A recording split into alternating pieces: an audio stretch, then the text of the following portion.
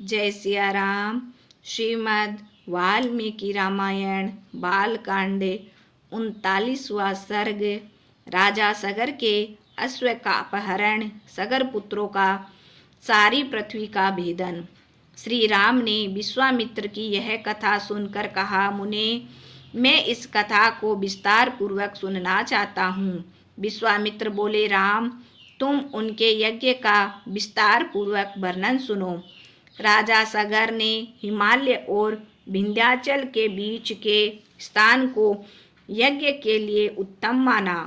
उस यज्ञ अश्व की रक्षा का भार महारथी अंशुमान ने स्वीकार किया, लेकिन यज्ञ संबंधी इस घोड़े को इंद्र ने राक्षस का रूप धारण करके चुरा लिया।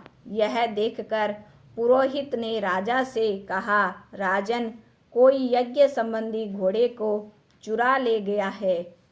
आप चोर को मार कर घोड़ा वापस लाइए, क्योंकि यह अमंगल का सूचक है। सगर ने यह सुनकर अपने 60,000 पुत्रों से कहा, पुत्रों, इस यज्ञ में कोई राक्षस आ सके यह संभव नहीं है, अतः उसे चुराने वाला कोई देवकोटि का पुरुष होगा। अतः अश्व की खोज में पृथ्वी का चप्पा चप्पा देख डालो, और जब तक अश्व न मिले इस पृथ्वी को भी खोदकर ढूंढ निकालो। मैं यज्ञ की दीक्षा ले चुका हूँ, इसीलिए स्वयं नहीं जा सकता। अश्व का पता लगने तक मैं पुरोहित और पुत्र अंशुमान के साथ यहीं रहूंगा।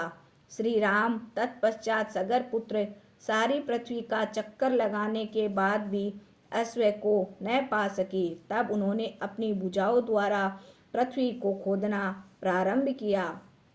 रघुनंदन, उस समय शूलों से विदरण की जाने वाली पृथ्वी आर्तनाद कर उठी। उनके द्वारा मारे जाने वाले नाग, राक्षस तथा अन्य प्राणी भी भयंकर चित्कार करने लगे।